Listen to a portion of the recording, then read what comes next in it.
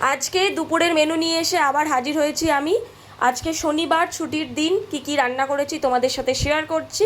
প্রথমেই আছে স্যালাড, যেটা প্রতিদিনই থাকে, শসা, গাজর, লেবু।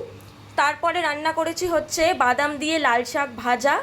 তারপরে আছে উচ্ছে ভাজা। আর সব রকম সবজি দিয়ে বিয়েবাড়ি স্টাইলে ছ্যাঁচড়া রান্না করেছি। পাতলা করে মুসুরির ডাল, ধনেপাতা আর সব রকম সবজি দিয়ে, প্রতিদিন পেঁয়াজ ফোড়ন দিয়ে করি, আজকে ধনেপাতা আর সব রকম সবজি দিয়ে ডাল করেছি।